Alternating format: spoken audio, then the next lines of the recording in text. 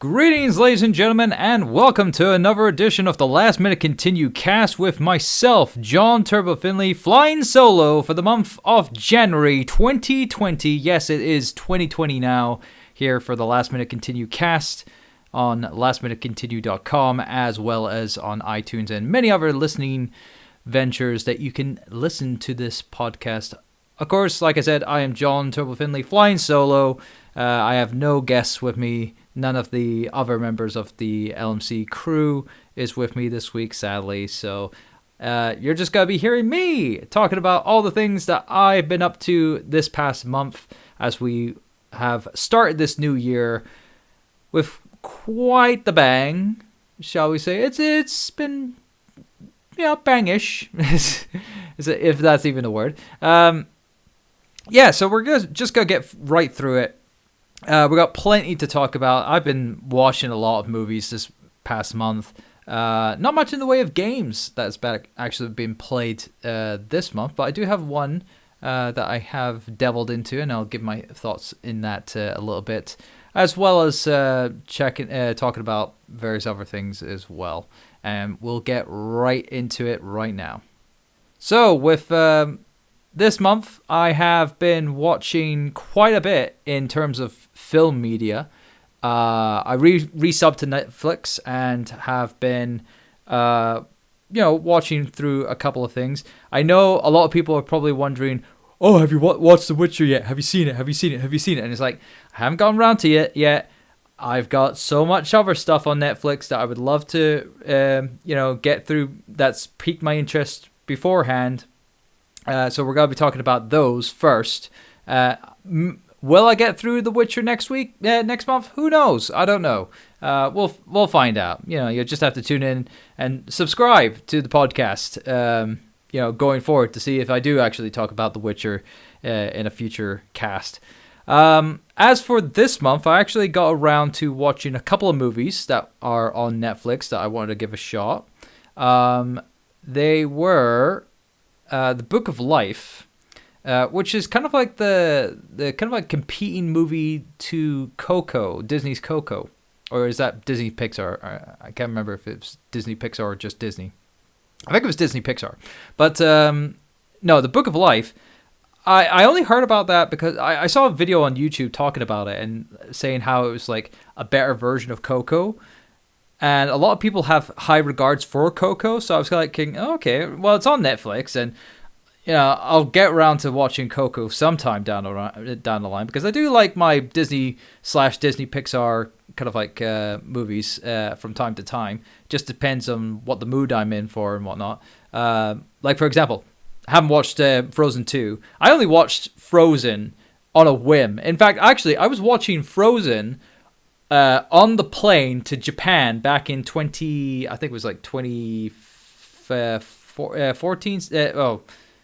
Yeah, 14. Was it 14? It's 14 or 15. 2014 or 15. I can't remember. I think it's 14. Anyway, but I was watching Frozen on the plane ride to Japan. That's how I watched Frozen. But I'm not gonna go to the cinema and watch Frozen 2. No. It's like I'm not gonna put myself through that trouble. But with Book of Life, I thought I'd give it a shot. It's interesting. It does have quite a bit of it has a bit of charm to it. I can definitely say that. And it has obviously it talks about like the Mexican holiday of the Day of the Dead. Which obviously celebrates, remembering the, people who've passed and whatnot. And it is a proper holiday that's well celebrated. And it's been celebrated in many different forms. And most notably with myself, in the gaming world, the biggest, kind of like relation to the Day of the Dead was that of the game Grim Fandango, which... if you've been watching my Turbo Drive Live Let's Plays on the Last Minute Continue YouTube channel, you would have seen that I'm a big fan of the game and I've played through it on there. So, you can go check it out. But for the Book of Life, it's actually not bad. I do recall a couple. I can't remember who exactly was casted into the film, but there was a couple of familiar voices during it. It's an animation film, obviously, and it's kind of like a story set in a story. So like so it sets up this scene where there's a bunch of rambunctious kids coming. That's part of kind of like a detention kind of like bus that's gone to this kind of like museum. And then at this museum, there's like a tour guide style character. Well, two of them actually. One's an old guy, and the other's a pretty young lady and whatnot. And with the movie, it's like it's the tour guide, the pretty lady tour guide, or courier of this museum or whatever. She is telling the story of the Book of Life. Whatnot to these kids, and of course we then go into the story where it's these puppets and whatnot that are representing the characters for this story that's being told and whatnot. And it's quite cool how that, and it kind of like go back and forth between the scene with the kids and the scene with the puppets and whatnot being in the actual drama, because there's a bit of drama here and there, because the story is all about like two male characters who want to win the affections of this female character. They start off as kids and then they grow up into adults. One's a bullfighter, the other is a soldier and whatnot.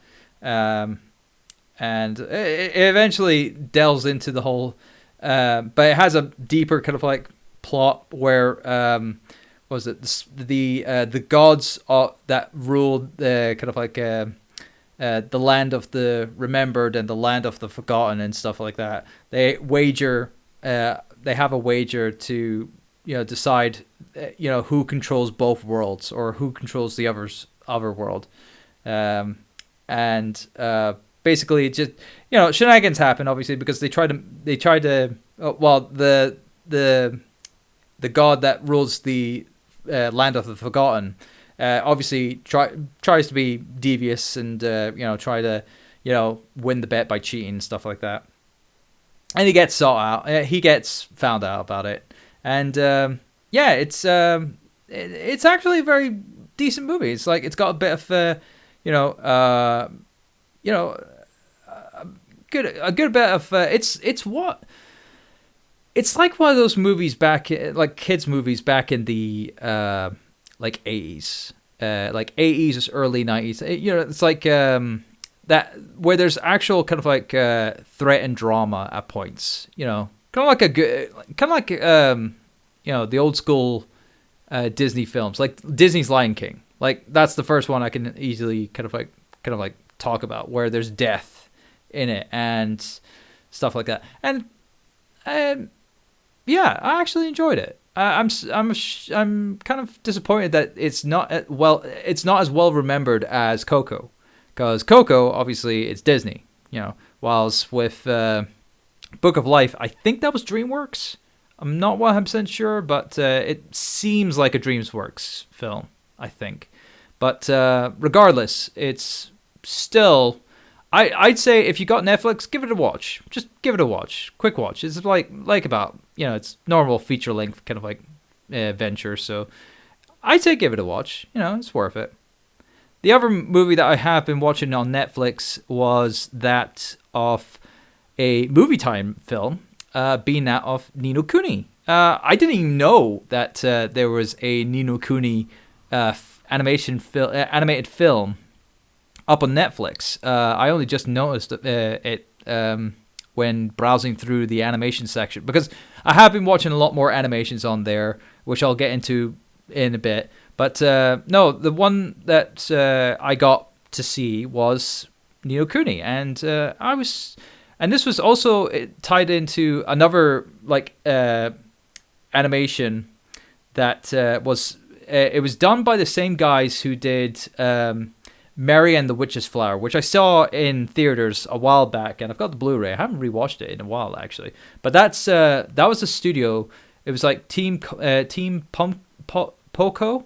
I think they're called, which is a bunch of ex-Ghibli film animators and directors who've gone off, separated themselves from Studio Ghibli and made their own studio and have created their own works.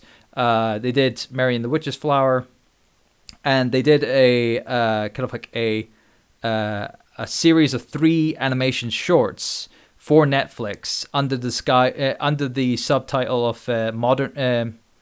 I think they called it Modern Heroes or something like that, or Modest Heroes. I can't remember exactly, but it was like free animation free animation, shorts that was part of there, which is they're nice. They're nice little kind of like shorts. One is involving a bunch of kind of like the borrowers kind of like style characters, where they can actually breathe underwater, which is a bit weird. So they have like there's 2 kids off that kind of like thing, and they have an adventure trying to find their dad and stuff like that. The other one is a story of a kid who is allergic to eggs, I think it is, and the kind of like the problems of dealing with an allergen that could potentially kill, potentially could kill you and whatnot, and the threats that can, and it does actually show that in the animation style at one point during that short. And the last one was that of a man who apparently is invisible to everyone. And I thought it would be like Hollow Man, kind of like that, or The Invisible Man, kind of like a horror of. Well, I wouldn't say horror, but it's like some somewhere in the lines of it. But no, that's a really good series of shorts to see and watch on Netflix. But going back to Ni no Kuni, the movie that's up on Netflix. It's obviously based on the series of games, but it is its own original story as well, separate to any of the game plots. But I think it has the basic plot of the games, where there's in the movie Ni no Kuni, it revolves around these 2 characters who are friends. One is a well-established kind of like sports kid in school. Obviously he's big in sports, and the other one's in a wheelchair. So obviously wheelchair is very smart. The wheelchair character is very smart. He's but of course and he's friends with the sports kid, and they what was it? The sports kid is in a relationship with a girl who the kid in the wheelchair is also who also has feelings for. So it's kind of like obviously awkward, to a certain degree. But there's a moment but as the movie progresses, there's a moment where the girl is attacked by this demon-esque kind of like character as such. She gets stabbed in the stomach, and this obviously entices both the male protagonists to try to save her. But in doing so, they get when they're trying to save her and try to rescue her and whatnot, they get teleported. They get transported to another world, which is another world of kind of like magic and whatnot. And that's when the story begins, where they're in this world. And then the kid, one of the main characters who is in the wheelchair, can suddenly walk in this magic world. He can actually walk freely on his 2 legs in that world. So it's kind of weird. But yeah, the problem with that movie, though, is that it doesn't stick to just staying in the fantasy world. It actually flips between the 2 worlds. They go back and forth, and the conflicts between the 2 characters eventually kind of like has them kind of like going at each other for the sake of this girl. And I'm not talking about the girl in the real world. It's the girl in the fantasy world, because this is it's also the kind of like plot. I think it's also the plot in the games as well. I think that was the case in the first film. I think not the first film, the first game of Ni no Kuni, where what happens in the real world can actually reflect what's happening in the fantasy world. Because when the girl character gets stabbed in the real world, it's also happened to the princess in the fantasy world, where she looks exactly like the same character in the real world. And so they kind of like get it in their heads, obviously, all right, if something happens in the real world, this happens in the fantasy world. And they also connected the dots with several other characters who also get killed off in the fantasy world, but also get killed off in the real world through various mysterious circumstances.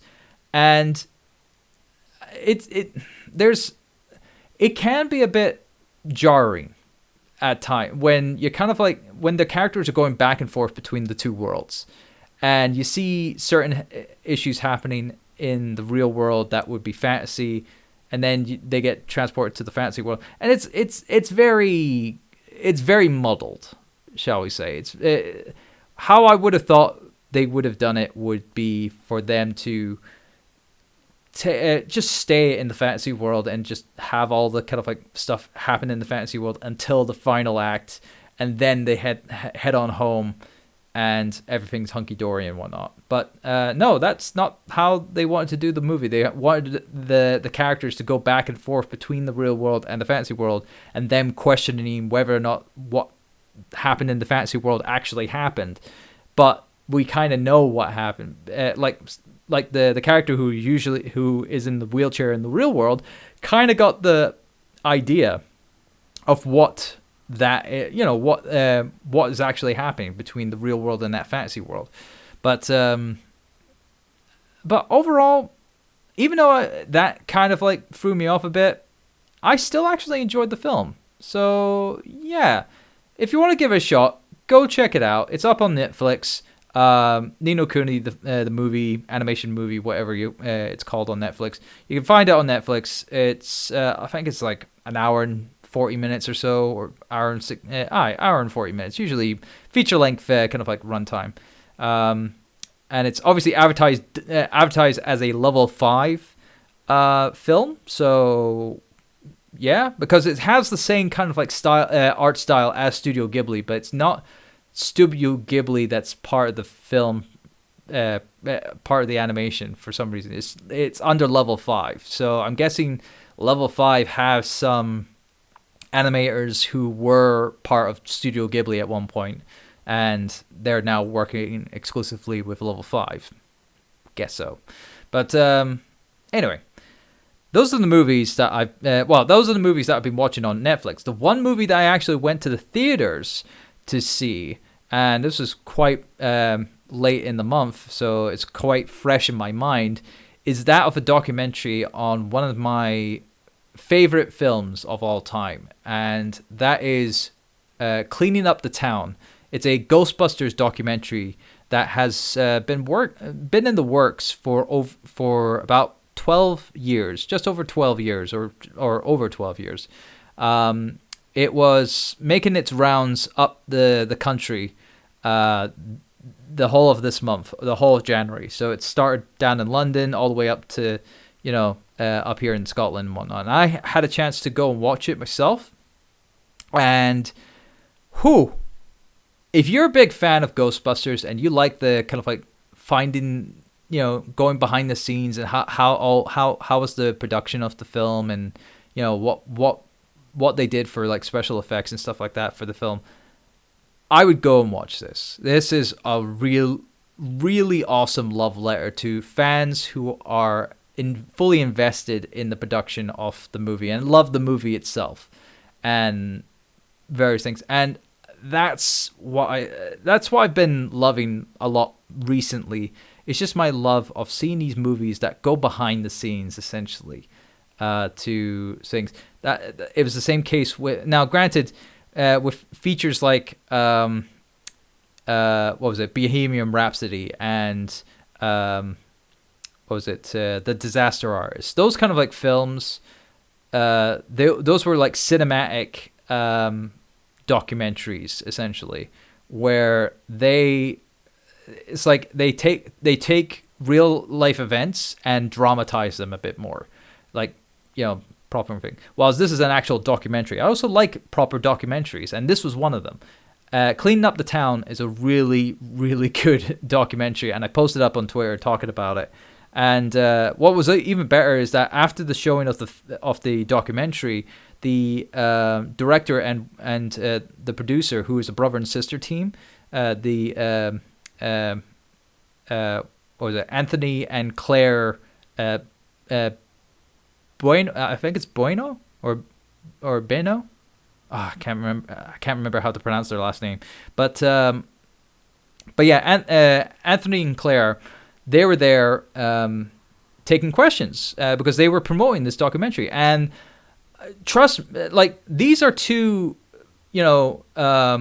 people who had a real dedication for this project. Like, they spent 12 years working on this. Like, someone like someone like James Rolfe, who he was working on The Angry Video Game Nerd for the longest time. I think that one took I can't remember. I think that one took about like 6 or 7 years, maybe a little bit more. It didn't take him 10 years to make the Angry Video Game Nerd movie, but no, he took a while to get that one off the ground. Anthony and Claire, though,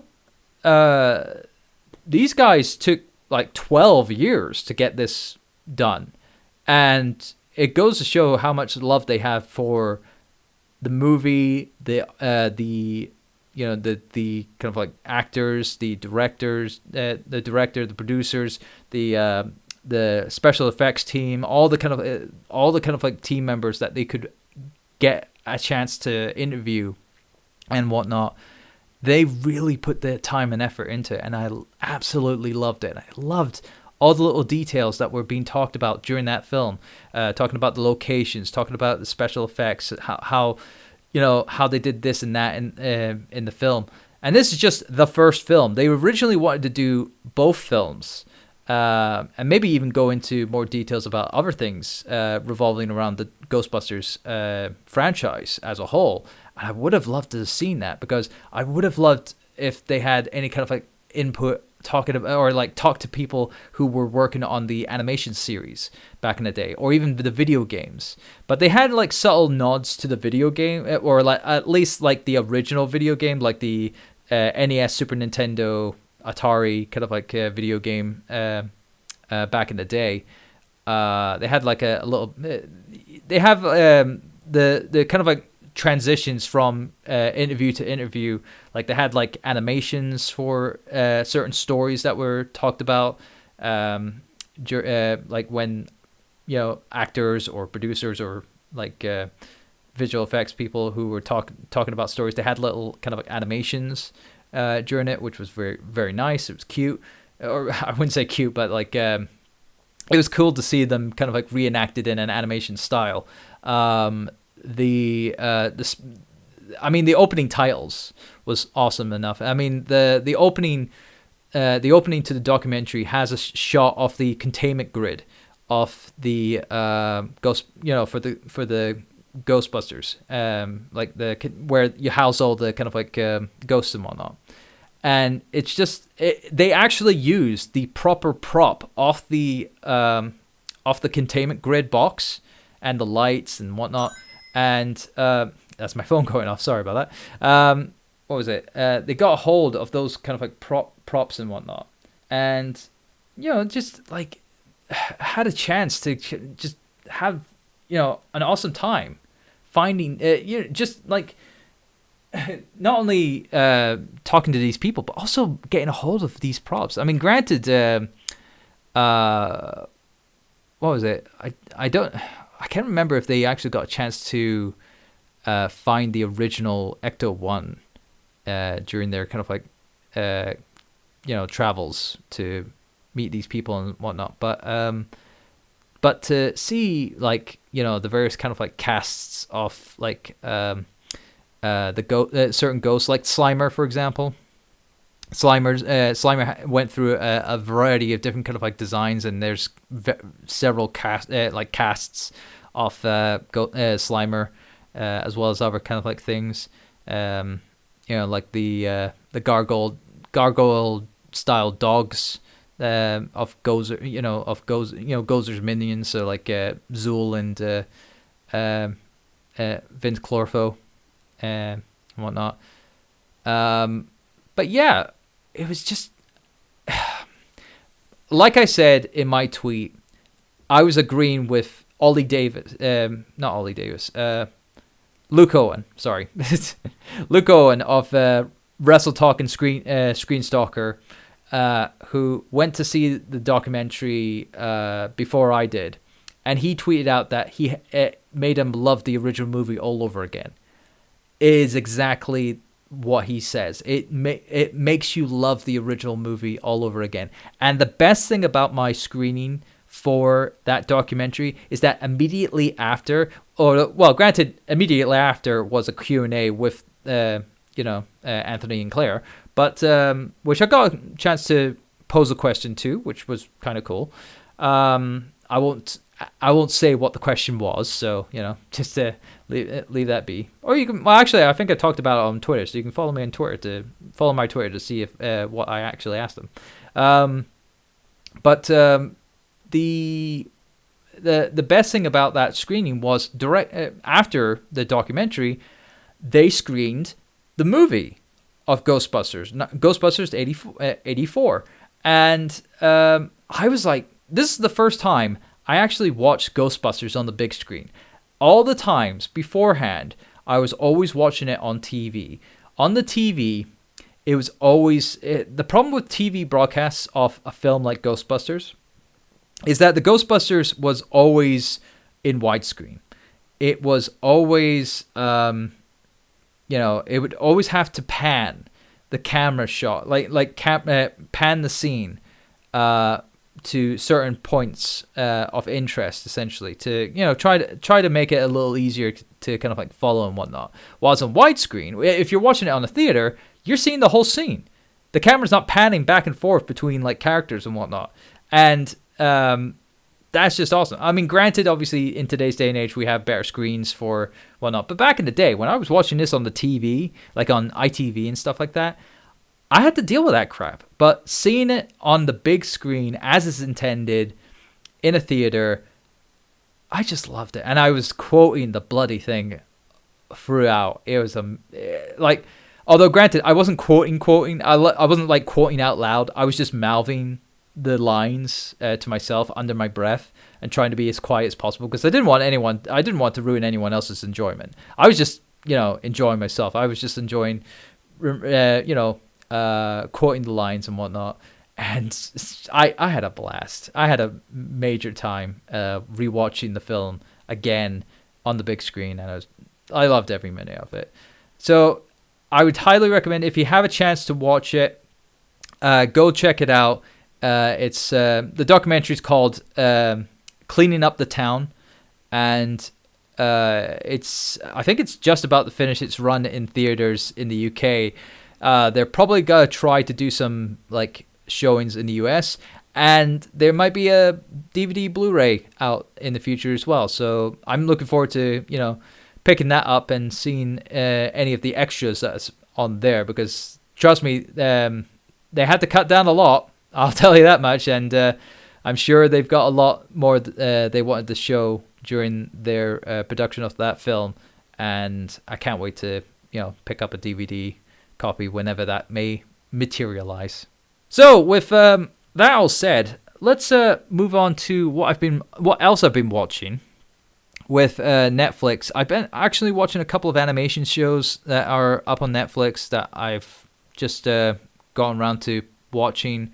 I've been watching a show called there's an anime.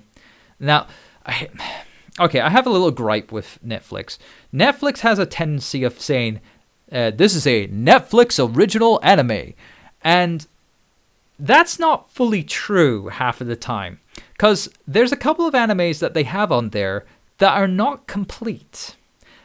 Of course, obviously, some of our Sonic fans, Sonic fan listeners, obviously recall that Sonic X is up on Netflix, but it's not the entire series. It's only the first 2 seasons. It doesn't have the Meta-X season up on there.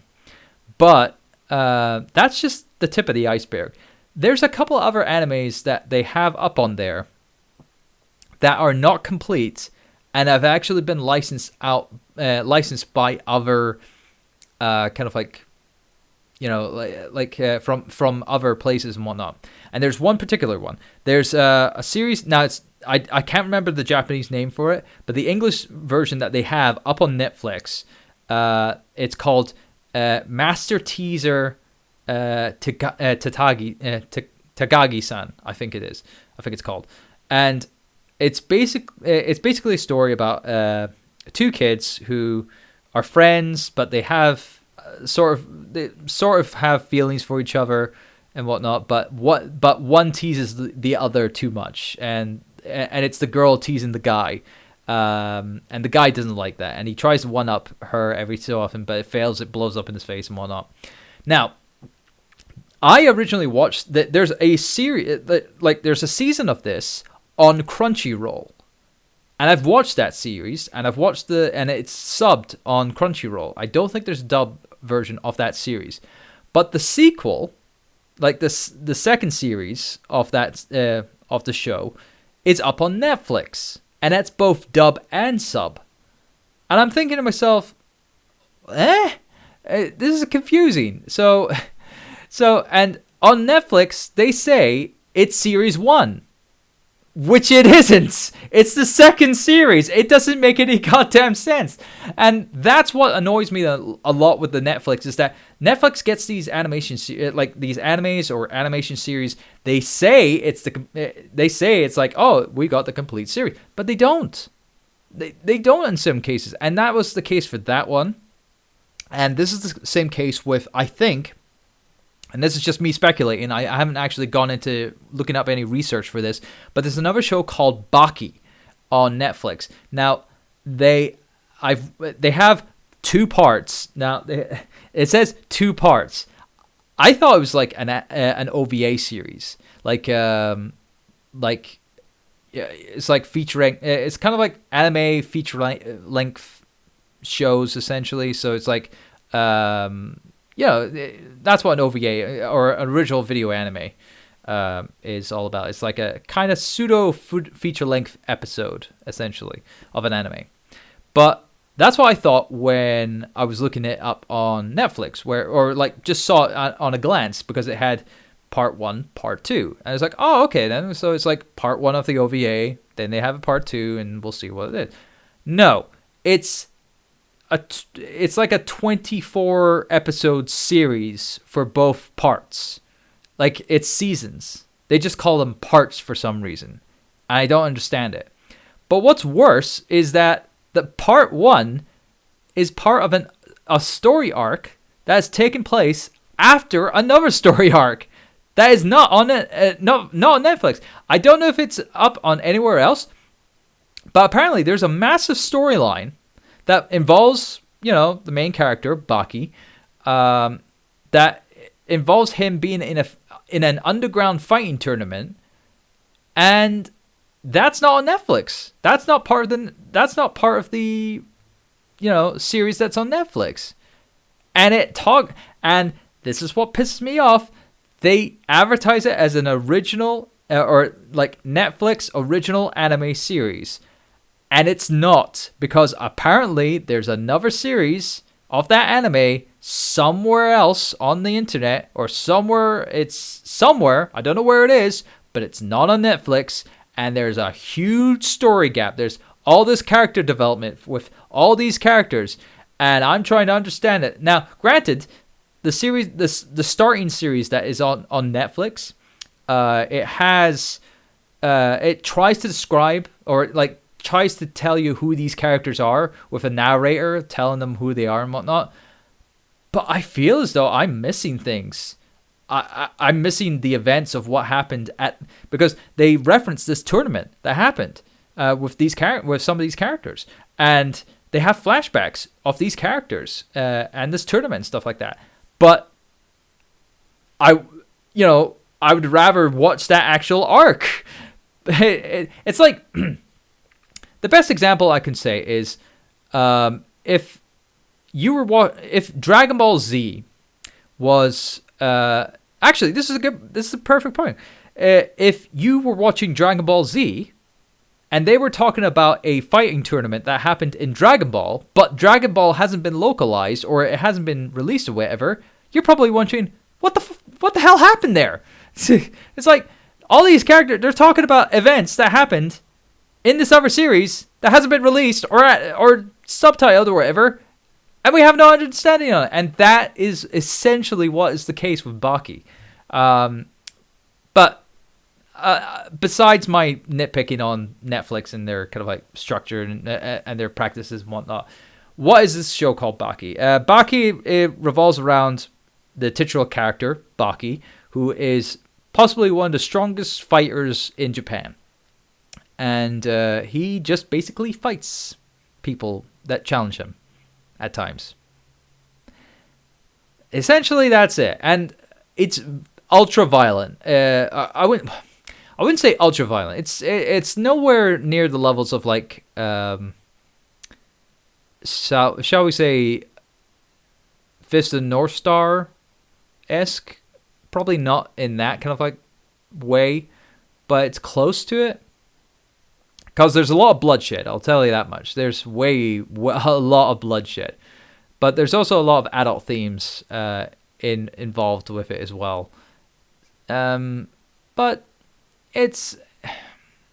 I wouldn't say it's a bad show. It's okay. But because of the aforementioned confusion of the story and wouldn't you know it, the titular character, Baki, he's not in it that much in the two seasons that they have on Netflix. He has some interaction with the ongoing plot in these two series, which I'm not gonna get into too much depth into. But frankly, if you have an anime that has your titular character in the title of your anime, you bloody well use him. If not, it defeats the whole purpose of the show's name, because the show's name, is lying to you, saying that it revolves around this titular character. It's not really, not in the series that I was watching on Netflix. So there's aspects, and there's certain episodes that do focus on the titular character, but it's not all focused on him. It's usually focused on these other characters that get introduced into, and also characters that are introduced in these two series that are up on Netflix. And I can't really recommend it that well. No, I can't. It's a shame. It could have been better. But I do have another series that I was watching that I'm actually very commending of, and that is of the Carmen Sandiego animation series that is up on Netflix. And that actually, like the She-Ra animation series that's up on Netflix, where they actually have a full-on kind of like series, plot to it. And I've watched season 3 of She-Ra, and oh boy, they are. I hate it when they cliffhanger. They have a cliffhanger at the end of the series and whatnot. And I don't know if there is a series 4 on the way. I'm going to say there is, but really, it's very bad for them to do that. But it's the same with Carmen Sandiego, where they've changed it up. Where Carmen Sandiego is this thief that steals from the rich and and gives back to the poor. So basically the modern day version of Robin Hood, essentially. This time around, whereas in the previous incarnations of Carmen Sandiego, she was just a straight up thief, and the medias that had the character in it was basically two characters. I remember in the old school 90s, I think it was the 90s animation series, where it was like two kids trying to find Carmen Sandiego and stop her from stealing things and whatnot, and she was the bad guy in that series.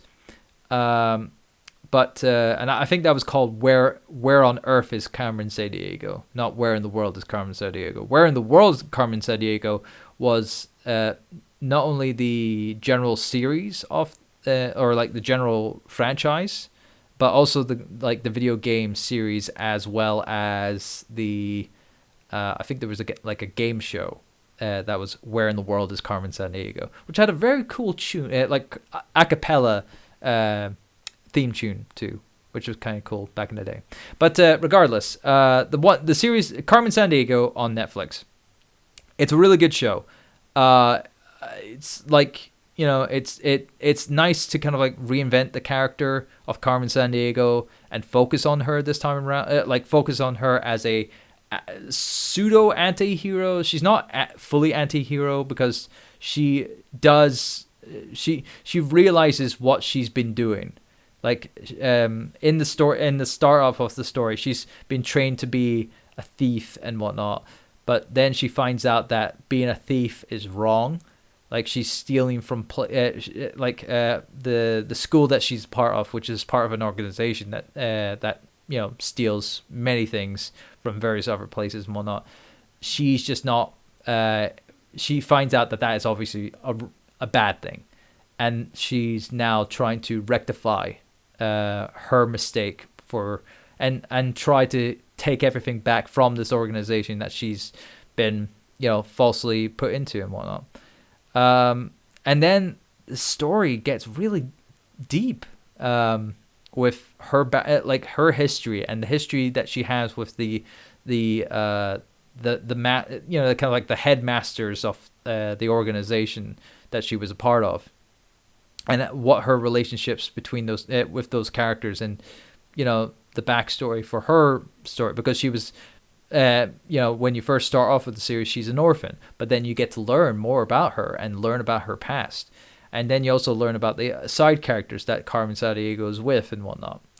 Yeah, so I really love that series. I just finished it up, and I don't know if there's a season 3 going on, but or in production, but I would love to see a continuation of the series, because they, again, just like in what was it, She-Ra, they left it on a cliffhanger, and I would really like to see a conclusion to Carmen Sandiego's story in this series here. So, you know, I mean, it took us what was it? It took us like what? I'm trying to think. What was it? Just over 10 years or over 10 years for us to get Samurai Jack to have a conclusion to that series. So please don't leave it too long, guys. And now let's talk about what we've actually been playing this month, or what I've been playing this month, because I am on my own.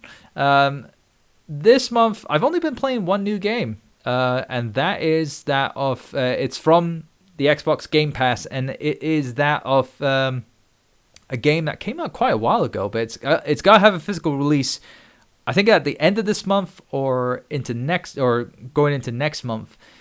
It's the game Blair Witch, the new Blair Witch game that came out last year through digital platforms, and I gave it a shot, and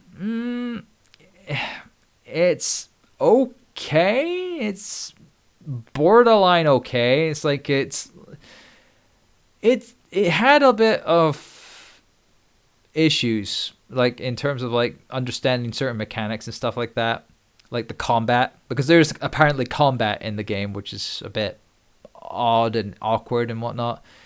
It's trying to be, I think it's trying to be a bit like Alan Wake-ish, kind of, but it's also trying to be like Slender Man. So it's like Alan Wake meets Slender Man kind of thing. Yeah, and it's not the best kind of like combination, I think, to a certain degree. Yeah, the one thing that is cute about it is that you have a dog, and you can pet the dog, which I think there's that Twitter account online which asks the question, "Can you pet the dog?" And I don't know if they've done that for Blair Witch, but yes, you can pet the dog. But I'm sure it's up on that Twitter account. I'm sure they've focused on it. But I mean, now I have seen it being part of a worst video games of 2019 list. I wouldn't say it's the absolute worst. I've played worse games, but I can definitely understand. I can definitely see how people just don't have not enjoyed it because it is a horror game. It has a bit of a clunkiness to it, essentially. And from what I've heard from now granted, I haven't completed the game myself, but I have heard about certain spoilers for the game, so I'm probably not gonna be playing the rest of it anymore anytime soon. But I can understand how people have not been too much of a big fan of it at all. So, it's a thing. So, I'm not gonna be playing it anytime. I probably won't play it again. I don't think it's definitely a pass. I think it's nice as an experiment. It was available on Xbox Game Pass, so nice little kind of like freebie, I suppose. And the only other thing that I can talk about this month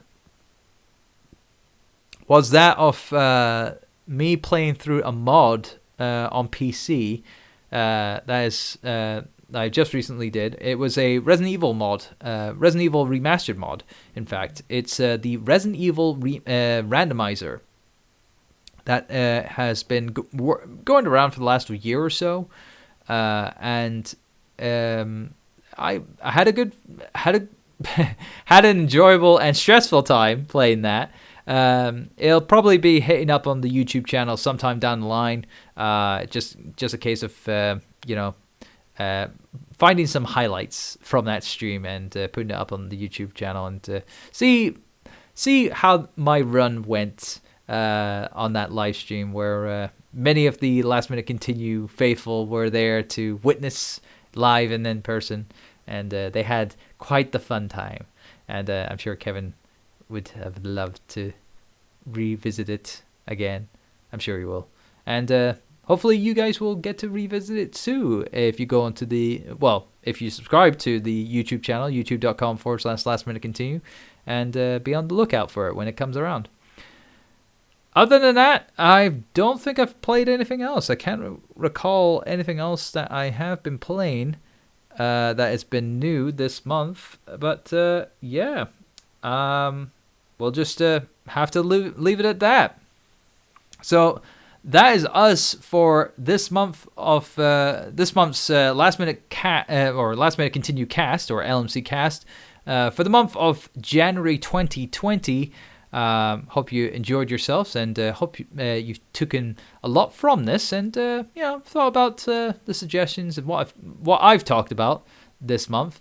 Don't worry, I will try to get more of the Last Minute Continue crew to join me for next month, for the month of February, the month of love, because of course we've got plenty going on next month. Oh yes, we've got something big next month, and I'm sure you probably want to hear what we have to say. So be sure to tune in and subscribe on the podcast feed to keep up to date of when that goes live for next month. But until then, I've been John Turbo Finley. This has been the Last Minute Continue cast for January 2020. Hope you have a good time. Be sure to follow us here on Last Minute Continue, lastminutecontinue.com. You can check out the website. Go on to the Last Minute Continue Twitter, which is at LastMinContinue, as well as checking out the YouTube channel, youtube.com/Last Minute Continue, as well as many other kind of like outlets that this podcast is available on, whether it be iTunes or I don't know, Spotify. I don't know if it is on Spotify or SoundCloud or wherever you're listening this from. I hope you're enjoying yourself. By all means, shoot us a message regarding the episode. I might actually open up maybe sort of mailbag if you send any messages our way for the Last Minute Continue cast. Yeah, if it's like on Twitter, if you message us with the hashtag LMCcast, that might perk our interest, and just at Last Min Continue and hashtag LMCcast. That would be nice. We might get to mention it here on the podcast next time. Who knows? It's worth a shot. But anyway, enjoy the next month ahead of you, and we'll see you next month. I've been John Turbo Finley. Take care. Bye bye.